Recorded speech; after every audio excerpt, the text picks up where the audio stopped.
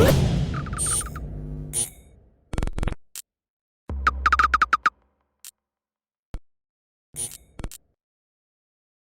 is Andy Purewal for Boxing Social in association with Betfred, and I'm joined by trainer Tony Sims on the back of Conor Benn's victory against Adrian Granados last night. Tony, congratulations on another successful night. Straight into it. Firstly, how did you assess and what did you take away from Conor's win and performance against Adrian? Well, like I said before the fight, these sort of opponents we're bringing in now, particularly Granados, like I fought with Argus as well. They're fighters that have fought all the world elite. And, I wanted to get rounds and, with the Vargas fight, it didn't go one round. So we needed to go back to the drawing board and get someone who takes Conor rounds. And, he's still gaining experience at the moment. And I just thought he was a perfect opponent. I think what we obviously didn't expect was if you're watching Granados' previous fights against the likes of Sean Porter and Broner and Robert Easter Jr., I thought he'd circle for 2 or 3 rounds and then come in and engage. But, I didn't expect him to get on his bike for the old 10 rounds. And so we expected a bit of boxing and then to engage into like a bit of a brawl, which would have suited Conor really. But, he done what he done to survive. And, perhaps he felt early on that Conor's got the power to damage him. And he just didn't. He was quite disappointing, really. Because, you put Granados up as a warrior and a fighter that engages, but he was pretty disappointing. But there's obviously little things that Conor needs to work on, but there always is after each fight, and that's what the experience in these fights do for Conor, and they're really important in this stage of his career to get them sort of fights in. Tony, there was probably only maybe 2-3 occasions during the fight when Adrian did not necessarily plant his feet, but there was a chance for both of them to exchange. Do you think it was on those rare occasions, or as you said early on, when Conor would have first landed on Granados, he felt Conor's power, which is why he took the route of trying to box around for the entirety of the fight? Yeah, it must have been Andy. He must have felt it early on because, for 10 rounds, he just had it in fight. And to be truthful, all the fights that I've seen of Adrian Granados, and I've watched a lot of fights of him, he's never, ever boxed like that, ever. Just ain't his style. Like, he's a proud Mexican fighter, and, he just stands and trades with everyone. So it was a bit of a weird one, really. But, it's like Conor said afterwards, it's probably one of my easiest fights. I never really got out of second gear. He just he didn't want to engage. So, just walking him down, letting my hands go. And then he was totally, on his bike. So it was quite an easy night's work. But at the same time, I think it showed some little things that we need to work on, because obviously we're going to come up against other fighters that are Lucifer on their bike, and small things that he needs to work on that we will work on in the gym. But it was an easy night's work, really. He's gone 10 rounds there last night. One thing you said to me over the past few fights for Conor, you're keen for him to get more rounds under his belt. Granted, you'd have probably preferred, an opponent or Adrian last night to have been a bit more come forwards and to have put it on Conor a bit more. But how happy were you with how Conor handled those 10 rounds? And by the end of the fight, I mean, Conor still looked as fresh as what he did at the beginning. Yeah, Conor's always in brilliant shape, but you need to get them rounds under your belt, and like blowing away fighters don't, do you a lot of good in the long run. They look good on paper and excite the fans, but when you're like when you've been fighting not that long, like Conor has, and bearing in mind he hardly had no amateur experience, these fights are invaluable for when you move up onto the next level. And that fight last night was perfect, really, for what he needed. There's small things that Granados was doing on the inside that Conor probably hasn't experienced before, and the way he ties you up and punches at the same time, and the way he turned his head like that every time the right hand come at him. So there's little things like that he hasn't experienced before with other fighters. So, you know, you take that away with you and you learn on that and you deal with it in the gym, you know, and the next time you fight, i.e. similar of it, you know, and, you know, even like he's cutting down the ring, even though he was stepping to the side and cutting the ring off, he needed to maneuver Granados into a corner to make gauge with him where to go. So just little things like that, really, you know, that he needs to pick up on, you know, and maybe to get the double jab. I think once in the fight he threw a double jab right hand, and he was good because that looked like the shot that was going to pressure Granados, and then he single jab. So, you know, like little things like that, you watch them and you pick up on them. You think, right, next like sort of opponent similar to that, it's inevitable that he will fight someone like that. Then you pick up on them little things that you need to work on and you make them better. It's only just to pick that back up there.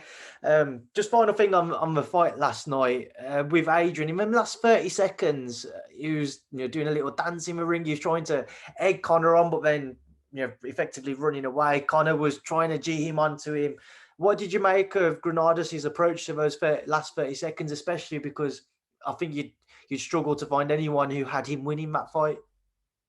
Yeah, it was like afterwards, it was baffling that he thought he won the fight. Do you know what I mean? You start thinking to yourself, because some of these veterans that have been in a lot of fights, they start becoming a bit deluded when you listen to them talking. I'm not putting him down because he's a nice guy. I was talking to him before the day before the fight, but they sometimes become a little bit deluded with their boxing, you know, and you listen to them, you know, you see these veterans and they go on too long in the fights and they still think they can win world titles. And you just think to yourself, mate, how was you reading that fight in your mind that you thought you might have even won, you know, more than a round or two? Do you know what I mean? It's just like, it was baffling, you know, and, but listen, the fight, as I said before, Conor's gained a lot of experience from the fight, and he was the right fight at the right time for him. You know, I was pleased he got the 10 rounds under his belt. It's always nice, obviously, when there's a stoppage, but them 10 rounds, as I said earlier, being valuable to him in his career.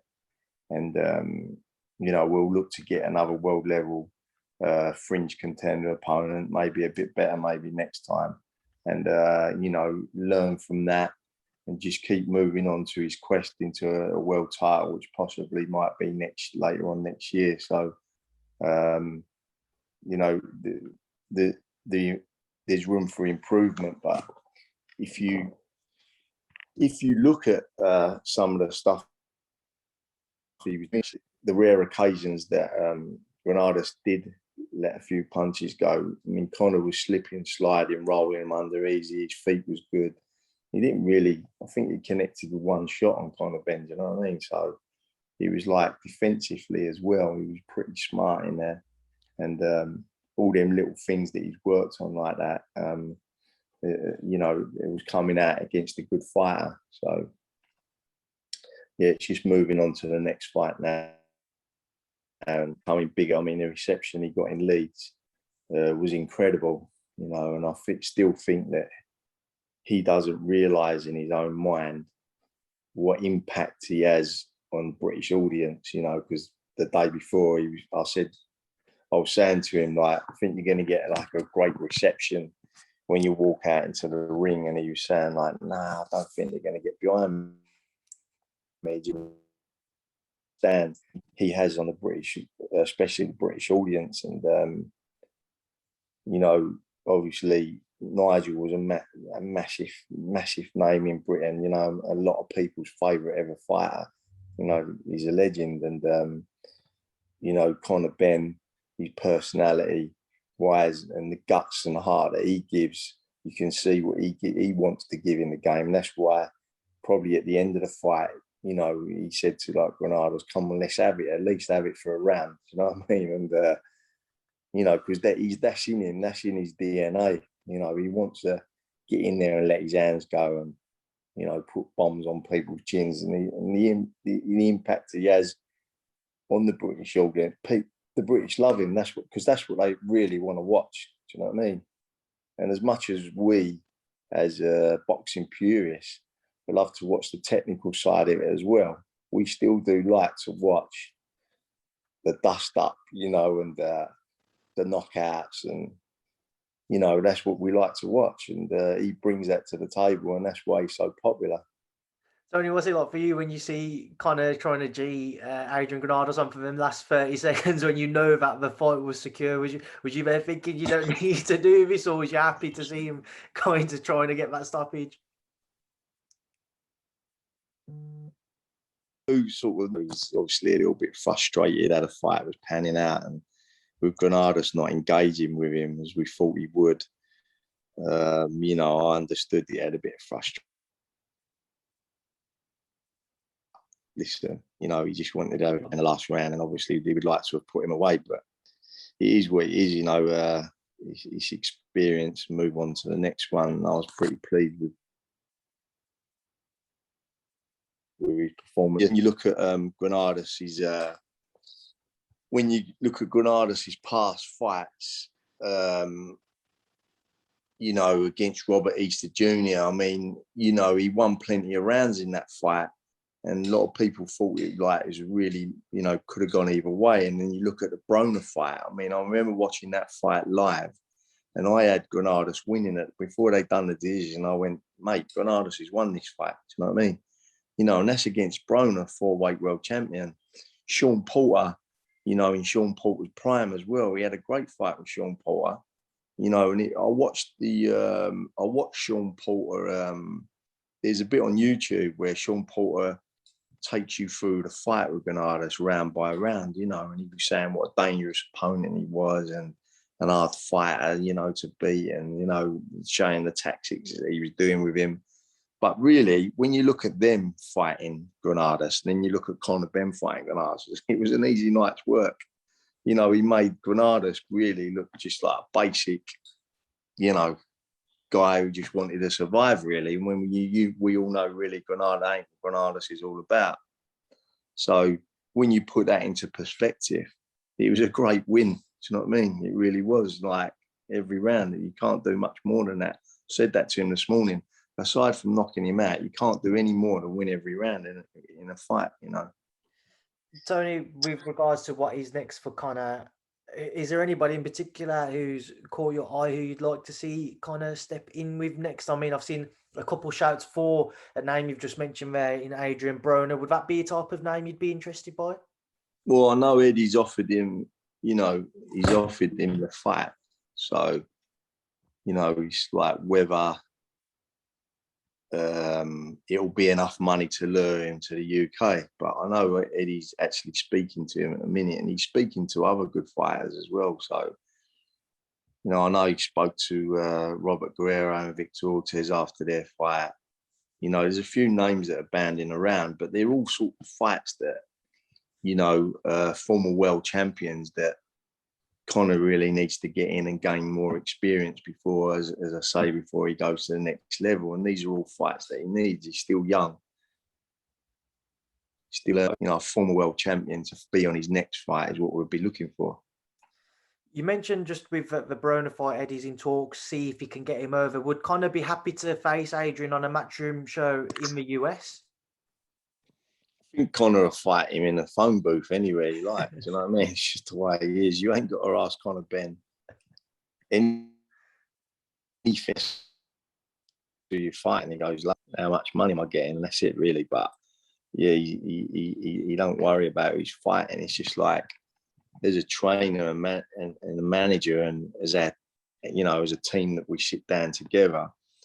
I'm obviously trying to make the right matches at the right time for him, you know, and you know, to get him in next with a former world champion is like, you know, the next step that I want to do. And you know, I know we're still probably a year off a fight looking at world title fights, but in the meantime, that's what I want to do, is fight former world champions and get the experience from them into him. Tony, I do want to just touch on a couple of guys on the gym before I leave you to it. But as we speak about that world level, obviously Manny Pacquiao lost to Yordenis Ugas a couple of weeks ago. Manny, nobody knows whether he will fight again or not. But I just want you to get your thoughts on that defeat and obviously just Manny Pacquiao's potential retirement. Yeah, I mean, I think we all watched the fight, and Pacquiao was obviously a shadow of himself in that fight, and to have 2 years out at his age, he's and try to come back and win a world title, it's a bit of an uphill, but he's been a great fighter, and we've all enjoyed watching him over the decades. But it probably is time to retire for him, but you don't know with Manny Pacquiao because he loves the sport, and like we were saying earlier, when you become a veteran, sometimes the veterans don't know when to call it a day. Sometimes they become disillusioned, you know what I mean, with in their own mind that they still think they've got it and capable, but what would have Manny Pacquiao done to Ugas like 10 years ago? It'd been like a total mismatch. You know what I mean? So, you can't speak for what people are going to do, but he might fight again. You don't know, but people will buy tickets to watch him fight. But like, there's a time when you got to say to yourself and be real with yourself and not be deluded in your mind. It's like, I ain't got it anymore. Do you know what I mean? And you got to come to that decision, and it's a big decision for a fighter to say that, because you got to realize that they've been doing it from since a kid, and they don't know anything else. And to think, oh, I've got to stop my job, like pack my job in, which is all I know, and then try and think of another way of earning a living. I know Pacquiao ain't got to worry about that, but it's just something that he probably passionately enjoys, the gym, training, having a crack with his mates, having a crack to train. And you got to realise this is their life, and you're asking a man to stop doing something that they really, really enjoy on a daily basis. Like you, Andy, see how you enjoy your job.